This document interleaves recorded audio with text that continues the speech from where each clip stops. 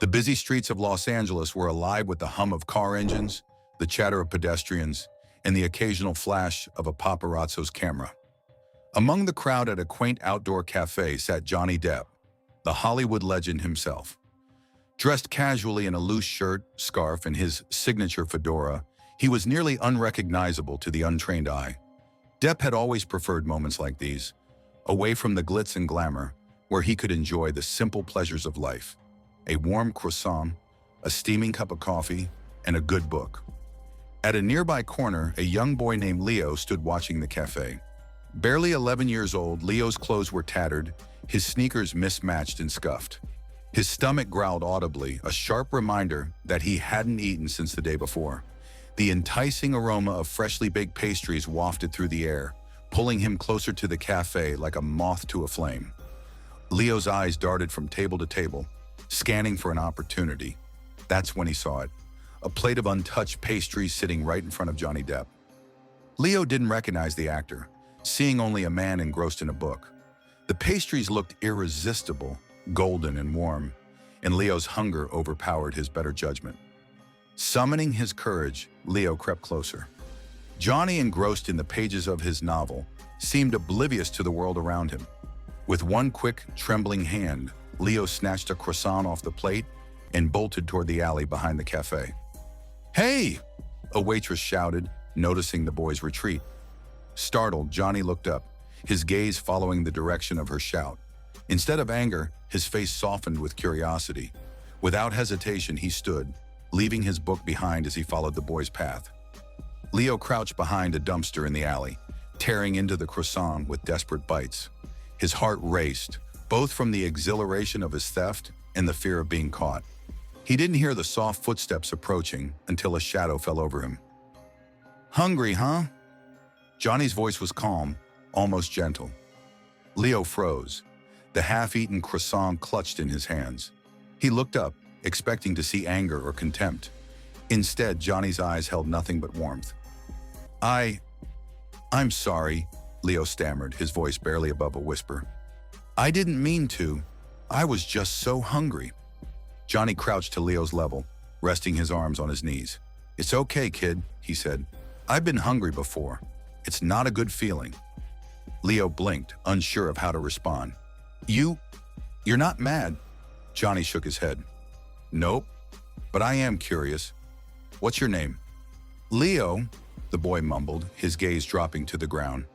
"Well, Leo," Johnny said with a small smile, "if you're that hungry, why don't we get you something more filling than just a croissant?" Leo's eyes widened. "You mean it?" Johnny stood, extending a hand to help the boy up. "Of course, but you'll have to let me pay this time. Deal?" Minutes later, Johnny and Leo sat at a quiet booth inside the cafe. The staff, still buzzing with shock at the scene unfolding before them, brought out a feast of pancakes, eggs, bacon, and more pastries. Johnny waved off their curious glances, focusing entirely on Leo. As the boy ate with the enthusiasm of someone who hadn't had a proper meal in days, Johnny leaned back and studied him. "So, Leo," he began, "what's your story?" Leo hesitated, his fork pausing midair. "It's just me and my mom," he said finally. "She's been sick, and we don't have much money. I was just trying to help." Johnny's expression grew serious. "Where's your mom now?" "At home," Leo said. "She's resting. I just wanted to get something for her to eat, but I couldn't find anything. So," his voice trailed off, shame creeping into his tone. Johnny nodded, his mind working quickly. "Well, we'll take care of that. Finish your meal first, and then we'll get some food for your mom too." Tears welled up in Leo's eyes. "You don't have to do that," he said. "You've already done so much." Johnny smiled softly. "It's no trouble, Leo. Everyone needs a little help sometimes." An hour later, Johnny and Leo walked out of the cafe carrying 2 large bags of groceries. They piled into Johnny's car, a vintage Chevrolet that gleamed in the afternoon sun. As they drove through the city, Leo couldn't help but glance at Johnny in awe. "You're really nice," Leo said suddenly. "Most people wouldn't even look at me." Johnny chuckled. "Well, maybe they should. You've got a lot of heart, kid. Stealing food for your mom? That's not something just anyone would do. Leo flushed with pride. I just want to take care of her. She's all I have. Johnny's smile faltered for a moment, a flicker of pain crossing his face. Family's everything, he said quietly. And you're doing a good job, Leo. But you don't have to do it alone. They pulled up to a small, rundown apartment building. Leo led Johnny to the third floor, where a tired-looking woman opened the door. Her eyes widened at the sight of her son and the bags of food. Leo, what's all this? She asked, her voice hoarse. It's okay, Mom, Leo said, beaming. This is Johnny. He helped us. Johnny stepped forward, offering a warm smile. Ma'am, it's nice to meet you. I hope this helps a little. Tears streamed down her face as she took the bags. Thank you, she whispered.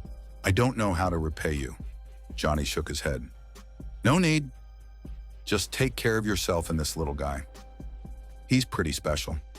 The story of Johnny's kindness spread quickly, first among the cafe staff, then through social media, as witnesses shared their accounts. People were moved by his humility and compassion, praising him not for his fame, but for his humanity. As for Leo, he and his mother never forgot the day their lives crossed paths with Johnny Depp. With the actor's help, they found stability and hope, a reminder that even the smallest act of kindness could change everything. And for Johnny, it was another quiet moment of giving back, something he always believed was more important than any role he could ever play on screen. Weeks later, Leo stood on the sidewalk outside a small community center, clutching a flyer advertising free meals and groceries. The center was newly established, its doors open to families like his who needed a helping hand. He couldn't help but smile as he stepped inside, knowing exactly who had made it all possible. Inside, Johnny stood near a table, chatting warmly with volunteers. He spotted Leo and waved him over. Hey kid, what do you think? Leo looked around at the bustling room filled with laughter, warm food, and grateful faces. It's amazing, he said. You really did all this?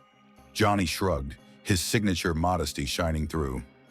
I had some help, but yeah, I thought this city could use a place where people can come together and support each other. Leo's chest swelled with pride. You're the best, Johnny. Johnny knelt down to Leo's level, placing a hand on his shoulder. You know what, Leo? You're pretty great yourself. You inspired me to do this. Never forget how powerful you are, even when things seem tough. The two shared a quiet moment before a volunteer called Johnny over to assist with another group of families. As Johnny walked away, Leo turned to his mom, who had joined him at the center. Mom, we're going to be okay, aren't we? She smiled, her eyes misty. Yes, Leo, we are. Thanks to him and thanks to you. In the years that followed, Leo often thought back to that fateful day at the cafe. It wasn't just about the food or the kindness. It was about the way Johnny had seen him, truly seen him, and reminded him of his worth. And as Leo grew up, he carried that lesson with him, striving to pay it forward whenever he could. For Johnny, the memory of the boy with the stolen croissant remained a testament to the power of compassion, proving that even the simplest gestures could ripple into something extraordinary. This is a lesson for all of us. Not everyone is lucky enough to have food on his table. Johnny knew that, and instead of judging and making a scene, he decided to help him out. What would you have done in his situation? Let us know in the comments below.